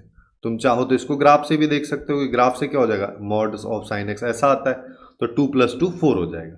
अगर तुमको ये समझ में नहीं आ रहा है तो इसको ऐसे देख लो, 0 to पाई हम ले लेते हैं क्योंकि साइन एक्स पॉजिटिव है। मॉड को कैसे खोलते हैं कि जब अंदर वाली वैल्यू पॉजिटिव है तो उसमें आ जाएगा। फिर पाई से 2 पाई में साइन एक्स नेगेटिव आउटपुट देता है, तो इसको माइनस साइन के साथ हम खोल देंगे, तो ये आ जाएगा। अब ऊपर वाले का आउटपुट 2 हो जाएगा, इसका -2 हो जाएगा, टोटल 4 हो जाएगा। तो ऑब्वियस सी बात है, दोनों में से ये छोटी वैल्यू है, ये बड़ी वैल्यू है, लेकिन ये इक्वल का साइन भी लगा है, तो ये बराबर कब होंगी, ये बराबर तब होंगी जब graph of fx is above x axis. जब x एक्सिस से ऊपर उसका ग्राफ होगा तो कभी मॉड वहां पे लगाओ या मत लगाओ उससे कोई फर्क पड़ने वाला है ही नहीं, क्योंकि वहां पे आउटपुट हमेशा हमको पॉजिटिव मिल रहा है। तो मॉड नहीं भी लगाओगे तब भी सेम चीज है, मॉड लगा दोगे तब भी सेम चीज है, तब उस केस में दोनों आउटपुट इक्वल आए। यहीं पे एक और चीज है, उसके बारे में भी बात कर ही लेते हैं लगे आप, कि अगर मान लो मेरे को कोई भी एक fx gx फंक्शन fx और hx फंक्शन के बीच में दे रखा है, जैसा कि तुम लोग लिमिट में सैंडविच थ्योरम में पढ़े होंगे कि हमारे पास मान लो इस तरीके का कोई भी एक fx, इसको hx बोल देते हैं, और ये नीचे वाला मेरे पास में fx है, और gx फंक्शन अगर इसी के बीच में है या दोनों के इक्वल हो सकता है, तो यहां पे इसके इंटीग्रेशन की जो वैल्यूज होंगी उनके बीच में भी यहां पे gx आएगा, वही सेम रिलेशन होगा यहां पे hx dx। ठीक, अब इसी पे बेस्ड कुछ क्वेश्चंस अपन देख लेते हैं। जैसे कि मैं तुम लोगों को एग्जांपल भी दिया था कि e⁻x² वाला जो है इसका डायरेक्ट डेफिनेट इंटीग्रेशन पॉसिबल नहीं हो पाता है, तो हम यहाँ पे इसको कैसे सॉल्व करें। जो ये प्रॉपर्टीज हमने पढ़ी हैं इन सब की हेल्प से हम इसको अप्रोच करने की कोशिश करेंगे। जैसे देखो e⁻x है, e⁻x का ग्राफ क्या होता है सबको पता होगा ये तो, कि भाई ये वाला होता है। अब देखो जब x की वैल्यू 0 से 1 है तो x भी पॉजिटिव, एक्स स्क्वायर भी पॉजिटिव। लेकिन जब अगर मैं यहां पे तुमसे बात कर रहा हूं 0 से 1 के केस में, तो तुमको पता है कि e की पावर x का ग्राफ जो है ऐसा कुछ बनेगा। लेकिन जैसे ही मैं x की जगह x स्क्वायर लिख दूंगा, अब जैसे यहां पे अगर तुमने 0.1 लिया होता तो e की पावर 0.1 मतलब 2.71 की पावर 0.1, इसको कुछ सिंप्लीफाई करेंगे। अब यहीं पे देखो, अगर तुमने 0.1 ही लिया है तो होल स्क्वायर करने की वजह से वो 0.01 हो गया, यानी कि 2.71 की पावर 0.01। अब ये वैल्यू तो इससे तो कम ही है, जिसका मतलब इसका ग्राफ जो है यहाँ पे तो सेम ही आएगा। x इक्वल टू 0 डालोगे, चाहे e की पावर x में डाल लो या e की पावर x स्क्वायर में डाल लो, आउटपुट 1 ही आना है। लेकिन जैसे ही आगे बढ़ने लगोगे ग्राफ यहाँ पे आ जाएगा और 1 पे दोनों का आउटपुट सेम आएगा। लेकिन जैसे ही 1 से आगे जाओगे तो सबसे पहले e की पावर x का ग्राफ इस तरीके से बढ़ेगा और इसका ग्राफ इस तरीके से बढ़ेगा। तो ये कहानी होगी। तो जिसको देख के हम यहाँ पे देखो, ये कभी नीचे नहीं जाएगा यहाँ पे, हालांकि ऐसा देख के लग रहा होगा कि ये ग्राफ नीचे की तरफ जा रहा है, लेकिन ये नीचे नहीं जा रहा है, धीरे धीरे बढ़ता ही जा रहा है। क्योंकि 2.71 की जो भी वैल्यू होगी इतनी पावर करने पे, या x की कुछ भी वैल्यू 0 से 1 ले लो, उसका होल स्क्वायर कर दो, चाहे वैल्यू कितनी भी छोटी हो जाए, आउटपुट हमेशा 1 से बड़ा ही होगा। तो जब इसके ग्राफ की हम बात कर रहे होंगे तो जैसे 1 यहाँ पे आ रहा है तो इसके बाद ग्राफ ऐसे जाएगा, थोड़ा सा हॉरिजॉन्टली ही इंक्लाइंड रहेगा एज कंपेयर टू e की पावर x। ठीक है, तो जिसको देख के अपन क्लियरली बोल पा रहे हैं कि ये मोनोटोनिकली इंक्रीजिंग फंक्शन है। अब हमारे पास में लिमिट 0 से 1 है, तो 0 पे तो ये आ गया। 1 पे अगर बात करोगे तो मैं 1 पे यहां पे देखूंगा तो मेरे पास में e आ जाए। अब हमको क्या पता है, हमको यहां पे करना है, यहां पे आ जाओ कि भाई इस टोटल का एरिया e की power x square dx of 0 to 1, इसका एरिया किससे बड़ा होगा? सबसे पहली चीज इस वाले रेक्टेंगल के एरिया से। इस वाले रेक्टेंगल का एरिया कितना है? वो है 1। ठीक है, क्योंकि इसका एक साइड 1 है, दूसरी साइड भी 1 ही है, यहां से यहां तक भी 1 है, यहां से यहां भी 1 है। ठीक है, और किससे छोटा होगा? टोटल से। टोटल क्या है? ये वाला। इसकी अगर बात करोगे तो इसकी एक साइड तो 1 है, दूसरी साइड e है, तो e इंटू 1। तो यही चीज यहां पे आ गया कि 1 से e के बीच में e ऑफ एक्स स्क्वायर की वैल्यू का इंटीग्रेशन होगा। जब भी ऐसे क्वेश्चन अगर मान लो तुमसे कभी पूछेगा भी, तो वो इंटरवल के बारे में बात करेगा या बोल देगा इसकी ऐसा भी बोल सकता है उसमें कि ये जो एफ एक्स फंक्शन है इसका इंटीग्रेशन की वैल्यू, या फिर पूरा फंक्शन लिख देगा। देखो मैं ये बोल रहा हूँ कि e की power x square D x 0 to 1, और ये इधर बीटा है और इधर अल्फा है। अब इसी क्वेश्चन को बना रहे हैं हम, तो यहाँ पे आ जाएगा alpha plus L N beta की वैल्यू क्या? 2 आ गई, सीधा सीधा। ऐसे क्वेश्चन बनते, जैसे अब ये वाला क्वेश्चन है, इसको भी देख लो, साइन एक्स बाई एक्स है, इसका भी डायरेक्ट इंटीग्रेशन नहीं है। तो वैसी सिचुएशन में हम क्या करेंगे, अब इसको देखेंगे कि ये 0 to π/2 में कहाँ जा रहा है। तो 0 to π/2 की अगर बात करोगे, जब अपने को क्लियरली नहीं दिख रहा हो कि फंक्शन इंक्रीजिंग होगा डिक्रीजिंग होगा, तो हम यहाँ पे AOD वाला कंसेप्ट लगाएंगे कि मैं इसको एफ एक्स फंक्शन मान लेता हूं। तो अब मैं यहाँ पे एफ डैश एक्स निकाल के लोकल मैक्सिमा लोकल मिनिमा ये सब करने बैठूंगा। ठीक है, तो मैं यहाँ पे करूंगा तो इसका डिफरेंशिएशन अपने पास में क्या हो जाएगा? ये हो जाएगा x cos x minus sine X by X square, ये हो गया। ठीक है, अब ये मत पूछना ये कहाँ से आ रहा है, बस है ना, ये अपने पास में आ गया। इसको हम थोड़ा सा सिंप्लीफाई करते हैं। सिंप्लीफाई करने से मेरा मतलब है कि मैं कॉस एक्स से डिवाइड कर देता हूँ, तो ये आएगा एक्स माइनस 10x और यहाँ पे आ जाएगा एक्स स्क्वायर कॉस एक्स। अभी ऐसा मैं क्यों कर रहा हूँ, अभी क्लियरली समझ में आएगा कि जब हम यहाँ पे बोल रहे हैं कि मेरे पास जो x है वो 0 to π/2 जा रहा है, उस सिचुएशन में हमको क्या पता है कि एक्स स्क्वायर भी पॉजिटिव होगा। ठीक है, कॉस एक्स जो है इसको ऐसे करो कि ये वैल्यू भी पॉजिटिव होगी, ये वैल्यू भी पॉजिटिव होगी, पॉजिटिव ये भी होगी, पॉजिटिव ये भी होगी। लेकिन जब लिमिट में अपन पढ़ते हैं यहाँ पे कि साइन एक्स एक्स और 10x में अगर मेरे को रिलेशन एस्टेब्लिश करना है तो मैं ये वाला रिलेशन एस्टेब्लिश करता हूँ। जब x टेंस टू 0 है, x के बहुत करीब साइन एक्स से बड़ा एक्स होता है, उससे बड़ा टेन एक्स होता है, जिससे हमको ये पता चल रहा है कि ये जो वैल्यू लिखी हुई है ना अंदर, ये एक्चुअली में टोटल नेगेटिव होगी। एक्स में से अगर टेन एक्स को मैं सब्ट्रैक्ट करूंगा तो हमारे पास नेगेटिव आउटपुट आएगा, जिसका मतलब ये हुआ कि एफ डैश एक्स जब एक्स 0 से पाई बाय 2 है तो ये लेस देन 0 है, मतलब फंक्शन डिक्रीजिंग फंक्शन। अब बस इसका ग्राफ बना लो। अगर फंक्शन डिक्रीजिंग फंक्शन है तो जब x 0 है, 0 पे तो फंक्शन डिफाइन नहीं है, तो हम यहाँ पे लिमिट की हेल्प से निकालेंगे कि लिमिट जब x टेंस टू 0 है for function sine X by x तो वैल्यू 1 होती है। काफी सिंपल से अपने को पता है कि यहाँ पे 1 की तरफ आ रहा है। फिर जैसे जैसे पाई बाय 2 होगी, जब पाई बाय 2 होगी तो डायरेक्ट पाई बाय 2 हम तो यहाँ पे पुट ही कर सकते हैं। साइन पाई बाय 2 1 होता है और 1 अपॉन पाई बाय 2 मतलब 2 अपॉन पाई, तो ये 2 अपॉन पाई यानी कि 2 डिवाइड बाय 3.14 तो 0 पॉइंट समथिंग आएगा, तो यहाँ पे 2 अपॉन पाई में मान लेता हूं, तो ये ग्राफ यहां तक जाएगा ऐसा, जिसमें ये 0 हो गया, ये अपना पाई बाय 2 हो गया।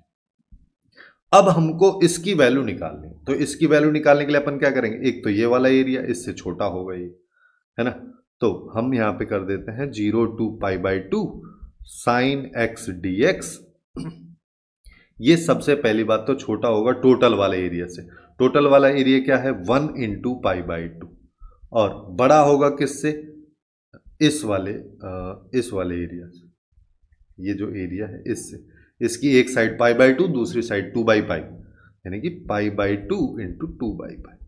ये दोनों एक दूसरे कैंसिल कर देंगे, यहाँ पे 1 आ जाएगा, यहाँ पे हमारे पास 0 टू पाई बाई 2 आ जाएगा, यहाँ साइन एक्स डी एक्स आ जाएगा, यहाँ पाई बाई 2 आ जाएगा।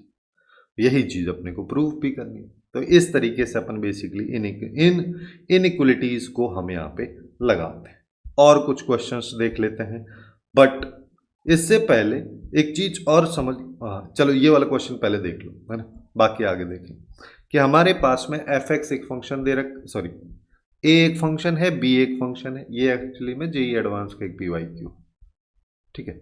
अब यहां पे हमको क्या करना है, जब भी इस तरीके का दे रखा, अब यहां पे तो डायरेक्ट भी पॉसिबल नहीं है, sine X by root X की अगर बात करोगे तो इसको अगर मान लो मैं एफ एक्स मान लूँ तो मेरे पास एफ डैश एक्स क्या आ जाएगा, यहां पे आ जाएगा साइन एक्स। मैं ना ऐसा करता हूं कि साइन एक्स को एक फंक्शन मानता हूं, 1 अपॉन रूट एक्स को दूसरा, ठीक है। अब डिफ्रेंशिएट करेंगे तो यहां पे आ जाएगा cos X divide by root X, फिर यहाँ पे साइन एक्स को एज इट इज रखना है, रूट एक्स का जो है माइनस एक्स रूट एक्स हो जाएगा, ठीक है। एक्स की पावर माइनस 1/2 है जो कि 3/2 में चली जाएगी। एक्स की पावर 3/2 को मैं एक्स रूट एक्स लिख दिया हूँ, इसको सॉल्व या एलसीएम लोगे तो यहाँ पे क्या आ जाएगा, x cos x minus sine x, ये हमारे पास में आ रहा है। तो ये तो अभी भी अपने को वही दे रहा है कि एक्स माइनस, मैं इसको क्या कर देता हूँ एक्स माइनस 10x कर दिया और इसको x root X into cos X. तो यहां से तो अभी वही जो पिछले वाले में किया वही पता चल रहा है, F dash x less than 0 होगा, तो F dash x less than 0 वाला कंसेप्ट लगा दो। तो यहां पे फिर से हम वही कर देंगे, है ना। वैसे तुम चाहो तो इसको वैसे भी कर सकते हो कि साइन एक्स जो है उसके बारे में हमको क्या पता है, साइन एक्स के बारे में पता है कि वो रूट एक्स सॉरी एक्स से छोटा होगा, ये वाली प्रॉपर्टी भी लगा सकते हो, कोई जरूरी नहीं है हर बार यही लगाना है ना। तुम बेसिक फंडे की हेल्प से भी कर सकते हो कि हमको यहां पे पता है साइन एक्स जो है वो रूट एक्स क्यों बोल देना बार बार, एक्स से छोटा होगा। अगर ये एक्स से छोटा होगा और एक्स की वैल्यू 0 to 1 आ रही है तो मैं इसको रूट एक्स से डिवाइड कर देता हूं, तो यहां पे आ जाएगा साइन ऑफ रूट, साइन ये divide X by root X, इसको थोड़ा दूर लिखते हैं, एक्स बाई रूट एक्स हो गया। अब हम क्या करें, अब क्वेश्चन में कह रहा है कि 0 to 1 लिमिट लगा दो, यहां पे भी लगा दो और इंटीग्रेट कर दो, तो इसकी वैल्यू किससे कम आएगी, इससे कम आएगी, इसको निकाल लो, ये 0 to 1 हो गया, ये रूट एक्स हो गया। रूट एक्स की बात करोगे तो एक्स की पावर 1/2, 1/2 प्लस 1 मतलब 3/2 डिवाइड बाई 3/2 और पूरे की पावर 0 से 1, तो यहां पे आ जाएगा 2/3 इंटू 1 माइनस 0 मतलब 2/3। तो ये जो a है ये वाला, इसकी वैल्यू 2/3 से छोटी होगी। पहला पोर्शन तो अपना इतना हो गया, जिसका मतलब या तो a हो सकता है या c हो सकता है। अब दूसरे पोर्शन के लिए मैं यहां पे क्या करता हूं, सिंस अपने को ये वाला दे रखा है, 0 से 1 cos x बाई रूट एक्स। वैसे चाहे तो अपन एओडी लगा के भी सॉल्व कर सकते हैं, बट मैं इसी से बता दे रहा हूं क्योंकि पिछले वाला क्वेश्चन मैंने एओडी से बता दिया, तो इसको इस मेथड से ही करेंगे तो काफी आसानी से हो जाएगा। अब देखो साइन एक्स, एक्स और टेन एक्स, इन तीनों के बीच में हमने रिलेशन देखा भी, लेकिन कॉस एक्स की अगर हम बात करते हैं तो कॉस एक्स का ग्राफ 0 से π/2 में इस तरीके से चलता है। ठीक है, जब 0 to π/2 में इस तरीके से चलता है और x जो है वो ऐसे आता है, तो अब हम यहां पे बोल ही नहीं पाएंगे। क्या नहीं बोल पाएंगे? कि cos x जो है x से छोटा होगा, बड़ा होगा, कुछ केसेस में बड़ा भी होगा, कुछ केसेस में छोटा भी होगा। तो ऐसी सिचुएशन जब हमारे पास में हो तो वहां पे कोई डेफिनेट वैल्यू देख लो कि हमको यहां पे ये पता है कि cos x जो है वो कुछ भी रहेगा, लेस देन 1 तो रहेगा। ठीक है, लेस देन इक्वल टू 1 रहेगा। अब बस अब खत्म हो गया है, तो अब फिर से वही कि रूट एक्स से डिवाइड कर देना है, तो रूट एक्स से डिवाइड किया तो यहाँ पे भी रूट एक्स आ गया। फिर क्या करना है, लिमिट लगा दो 0 to 1, 0 to 1, इसको dx कर दिया, इसको भी dx कर दिया। अब ये वैल्यू निकाल लेंगे, तो ये आ जाएगा x का पावर -1/2, x का पावर -1/2 मेरे पास में है। इसका इंटीग्रेशन अगर करेंगे तो ये +1 हो जाएगा, -1/2 +1 हो जाएगा, यहाँ पे 0 से 1 आ गया। नीचे की बात करोगे तो वो 1/2 आएगा, जिसका मतलब 2 आगे आ जाएगा, और 1 डाल दो तो ये 1 - 0, मतलब इसका वैल्यू 2 आ रहा है। तो ये वाला जो वैल्यू है ये 2 से छोटा होगा। तो अब देख लो किसमें, ये तो गया, यही बच गया। तो ये इस क्वेश्चन का करेक्ट आंसर हमारे पास में हो जाएगा। ऐसे बेसिकली इनइक्वलिटीज वगैरह को लगा के हम यहाँ पे हल्का फुल्का सैंडविच थ्योरम टाइप का कंसेप्ट लगा के क्वेश्चंस को सिंप्लीफाई कर सकते हैं। अब थोड़ा सा आगे हम चलते हैं, ठीक है, जहां पे हम इस तरीके के क्वेश्चंस, मतलब कि हो क्या रहा है, एक लास्ट टॉपिक है इस चैप्टर का which is called volleys theorem. ठीक है, जिसका मतलब कि अगर मान लो मेरे को यहाँ पे इस तरीके से कोई साइन एक्स फंक्शन दे रखा है, फिर कॉस की पावर mx दे रखा है, 0 to π/2 हमको दे रखा है। अब इसकी वैल्यूज अगर मान लो मेरे को निकालनी है, इसका फाइनल आउटपुट क्या आएगा, अगर ये हमको चाहिए तो हम यहाँ पे लगाएंगे वही पुराने वाला कंसेप्ट।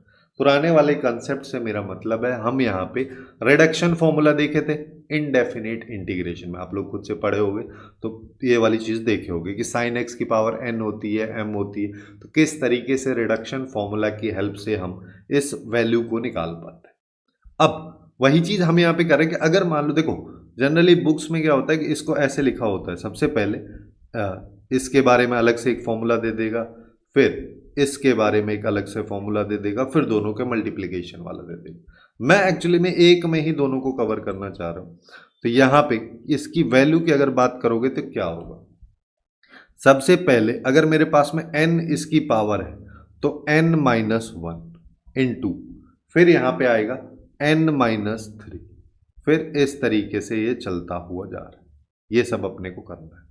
फिर अगर दूसरे वाले की पावर m है तो m - 1, वही सेम कहानी, m - 3, और फिर ये चलता है। ऐसे ही डिनोमिनेटर में क्या आएगा, डिनोमिनेटर में m + n से कहानी स्टार्ट होगी, और m + n में से 2 घटा दो, फिर m + n में से 4 घटा दो, ये सब चल रहा है। ऊपर बेसिकली एक ऑड की तरह अपने को बनाना है, नीचे एक इवन की तरह बनाना है। उसके साथ यहाँ पे एक वैल्यू होगी मल्टीप्लाई में k, ठीक है, और इस k की वैल्यू की अगर हम बात करेंगे तो k इक्वल्स टू, दो केसेस होंगे कि सबसे पहली चीज तो ये π/2 के इक्वल होगी, कब, जब m and n are even numbers, ठीक है, अदरवाइज ये 1 के इक्वल होगी।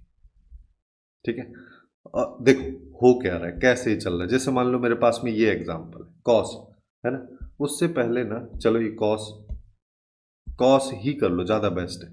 सबसे पहले ये वाला कर लेते हैं। तो यहाँ पे अगर मेरे पास सिंगल ही है ना, जैसे हालांकि मैं डबल वाला लिखा हूँ लेकिन मैं सिंगल वाले के बारे में अगर बात कर रहा हूँ तो मैं इसको ऐसा कर सकता हूँ कि यहाँ पे साइन की पावर 0 हो जाना है, कॉस की पावर 7 हो जाए। अब अगर 0 है, n की वैल्यू 0 हो गई, अब जब n 0 से स्टार्ट हो रहा है तो यहाँ पे फिर अब लेना ही नहीं है कुछ, फिर खत्म हो गया, क्योंकि क्या उसमें से सब्ट्रैक्ट करोगे, नेगेटिव में कभी अपने को नहीं लेना है, नेचुरल नंबर्स के बीच में यहाँ पे बात हो रही है। ठीक है, तो अब हम यहाँ पे क्या करें, 0 वाला केस ही खत्म हो गया तो n वाली चीजें खत्म हो गई, तो केवल m से स्टार्ट होगा, तो m-1, तो सबसे पहले अपने को 6 लेना है, m-1 कर दिया। अब हर बार 3 माइनस होता हुआ जा रहा है, जिसका मतलब अब हर बार हमारे पास इससे पहले आने वाले सारे इवन नंबर्स का मल्टीप्लिकेशन, यानी कि यहाँ पे 4 आ जाएगा, फिर यहाँ पे 2 आ जाएगा। ठीक है, अब डिनोमिनेटर में क्या होगा, दोनों का सम कितना है 7, तो 7 सबसे पहले m+n है तो 7 आएगा, फिर उसके बाद 2 कम करते जाओ, मतलब अब ऑड है तो ऑड से स्टार्ट हो जाएगा, यहाँ 5 आएगा, यहाँ 3 आएगा, 1 आएगा। अब इन सबको अगर मान लो मैं मल्टीप्लाई यहाँ पे कर देता हूं तो मेरे पास में कितना आ जाएगा, इससे इसको निपटा दो पहले, तो ऊपर हो गया 16, नीचे हो गया 35, ये इस क्वेश्चन का आंसर हो जाएगा। ठीक है, ऐसे ही कहाँ गया, हाँ ये वाला क्वेश्चन। अब कभी कभी ऐसा भी होगा कि वो डायरेक्टली तुमको अप्लाई नहीं हो रहा होगा, जैसे यहाँ पे देखोगे तो डायरेक्टली अप्लाई नहीं हो रहा, लेकिन अगर मैं चाहूँ, क्योंकि डायरेक्टली अप्लाई क्यों नहीं हो रहा, क्योंकि यहाँ पे लिमिट देखो 0 to π/2 है, यहाँ पे जब भी मैं लिखा हूँ लिमिट 0 to π/2 है, इस चीज का अपने को खास करके ध्यान रखना है कि लिमिट हमारी 0 to π/2 ही होनी चाहिए, इसी केस में इसको अप्लाई कर पाएंगे, इसके अलावा कभी अप्लाई नहीं कर पाएंगे। जैसे हो क्या रहा है, -π/2 to π/2 है, अब इस लिमिट को देख के अपने दिमाग में एक ही चीज आनी चाहिए कि अंदर जो फंक्शन लिखा है वो ऑड है या इवन है, -a to a अगर लिमिट है। ठीक है, तो उसके लिए अपन क्या करेंगे, सबसे पहले ना इसको मल्टीप्लाई कर लो, तो मल्टीप्लाई करोगे तो यहाँ पे क्या आ जाएगा, -π/2, यहाँ पे π/2, मतलब इस पे तो कोई फर्क ही नहीं पड़ेगा, तो साइन एक्स से मल्टीप्लाई करोगे तो ये आ जाएगा sine cube x into cos square x. अगले वाले की बात करोगे तो ये आ जाएगा sine square x into cos cube x. जब भी तुमको लिमिट -a to a दे रखी है, दिमाग में चलना चाहिए कैसे भी करके ऑड इवन वाला कुछ अप्लाई करना ही है ना। अब यहां पे अगर मैं देखूं तो मेरे पास फंक्शन ये है और इसमें x की जगह -x रखूंगा, तो sine of -x minus sine X के बराबर होगा, पावर ऑड है तो माइनस रहेगा। कॉस ऑफ -x वैसे ही कॉस x के बराबर होता है, तो उस पे पावर चाहे फिर ऑड हो इवन हो उससे कोई फर्क नहीं पड़ेगा। तो बेसिकली ये हमारा एक ऑड फंक्शन हो गया। अगर ऑड फंक्शन है तो इस पूरे की वैल्यू ही 0 हो जाएगी, ये तो पोर्शन ही खत्म हो गया। अब इस पे आ जाओ, इसकी अगर हम बात करें तो यहां पे अपने को दिख रहा है कॉस से तो कोई फर्क नहीं पड़ेगा, फर्क पड़ेगा केवल साइन से, लेकिन साइन की पावर यहाँ पे इवन नंबर है तो ये फंक्शन ही इवन होगा।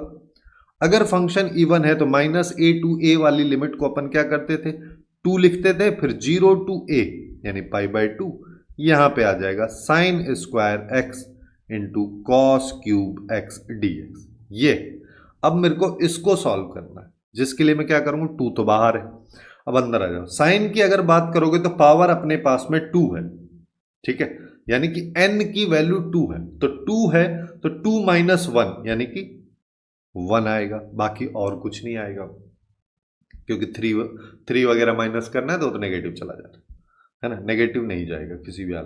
अब कॉस की पावर देखोगे तो 3 है, तो 3 है तो 2 आ जाएगा हमारे पास में, और फिर तो 0 हो जाएगा, 0 भी नहीं जाना है तो 3 आ जाएगा, सॉरी 3 है तो 2 आ जाएगा।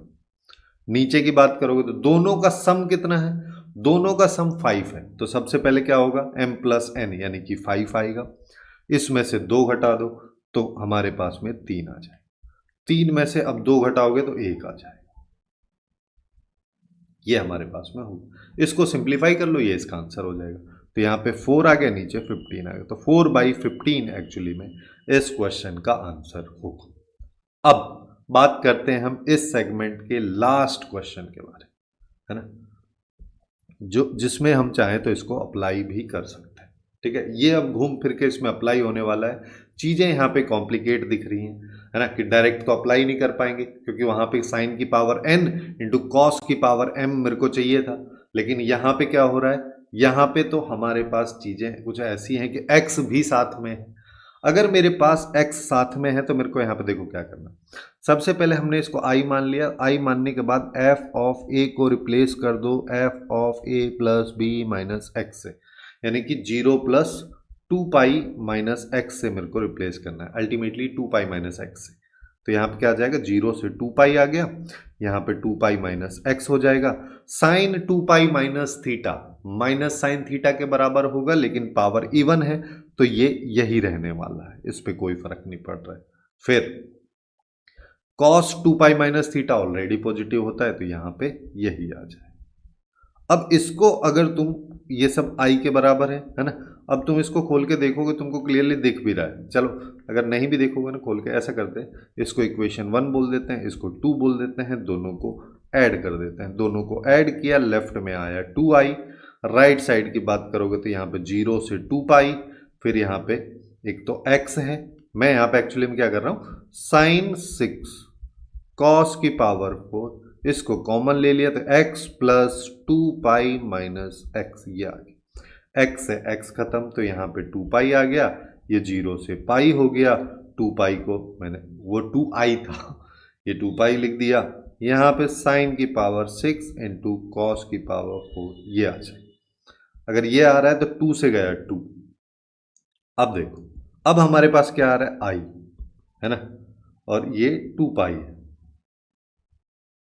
अब मैं क्या करूंगा, अब हमारे पास में देखो यहाँ पे आ गया, ये पाई आ गया, 0 टू 2 पाई हो रखा है, और साइन की पावर 6x इंटू कॉस की पावर 4x डी है। अब वो वाली प्रॉपर्टी लगा देते हैं, नहीं क्यों नहीं लगा सकते, क्योंकि अपर लिमिट अभी 2 पाई है, अभी मेरे को इसको पाई बाई 2 में लेके जाना है।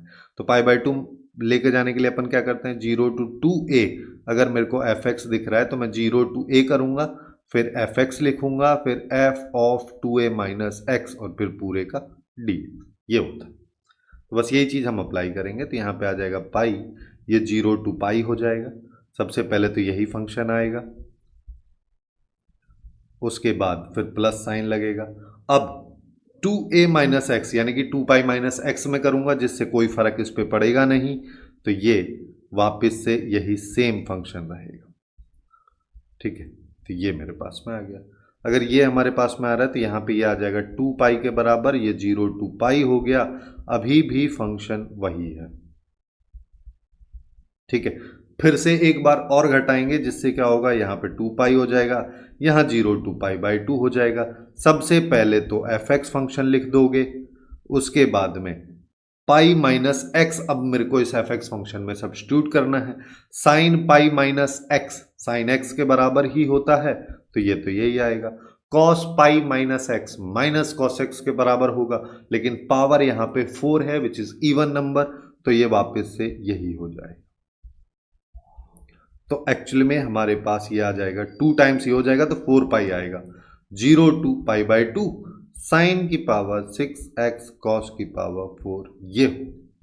अब आते हैं अपनी मेन कहानी पे, कि हमको आउटपुट जो चाहिए उसके लिए हमको क्या करना है, यहाँ पे 4 पाई।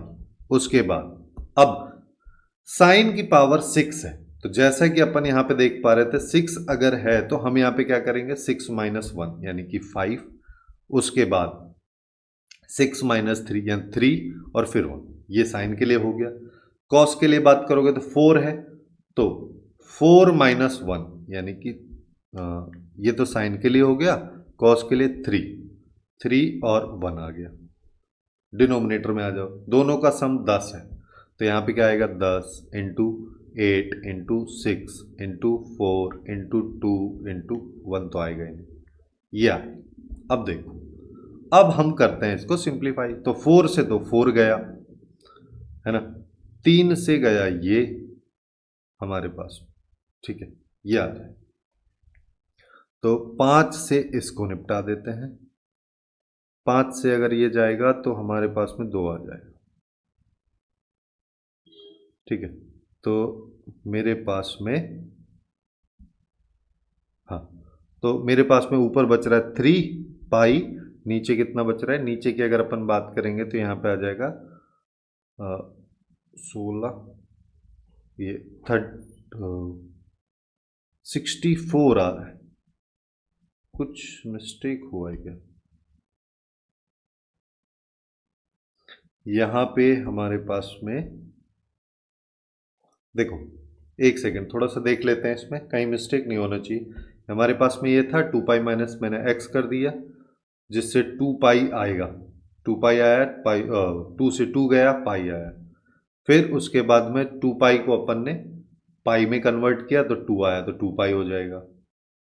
फिर 4 पाई हो गया, 0 टू पाई बाई 2। ठीक है। अच्छा, एक चीज यहाँ पे मिस हो गई है, वो है k की वैल्यू। देखो, हमारे पास इस फॉर्मूले में हमने k यहाँ पे मल्टीप्लाई कर रखा था, लेकिन हमने यहाँ पे k लिया ही नहीं, है ना, उसको छोड़ दिया। तो k की वैल्यू क्या होगी? k की वैल्यू के लिए क्या कंडीशन है? k की वैल्यू के लिए दो कंडीशन है कि अगर m और n दोनों इवन नंबर है तो उसकी वैल्यू को हम पाई बाई 2 लेंगे, अदरवाइज 1 लेंगे। लेकिन इस क्वेश्चन में देखोगे तो हमारे पास में एक की पावर 6 है, एक की पावर 4 है, इसका मतलब दोनों इवन है, तो यहाँ पे पाई बाई 2 मल्टीप्लाई में आएगा, इसके साथ भी पाई बाई 2 हो जाएगा, जिसको मल्टीप्लाई करोगे तो 3 पाई स्क्वायर बाई 128 आ जाए। और ये एक्चुअली में इस क्वेश्चन का करेक्ट आंसर है। तो कुछ इस तरीके से डेफिनेट इंटीग्रेशन के इन क्वेश्चंस को अपन सॉल्व कर सकते हैं वॉलिस थ्योरम की हेल्प से। तो इसी के साथ डेफिनेट इंटीग्रेशन चैप्टर कंप्लीट होता है। अगर कोई और चैप्टर आपको करवाना हो इस तरीके से, तो आप लोग कमेंट में बताएं कौन से चैप्टर पे अपन इस तरीके के लेक्चर्स अपलोड करें। सो आज के लिए बस इतना ही। Hopeful you guys find it useful, and if you find it useful then please do like, share and subscribe.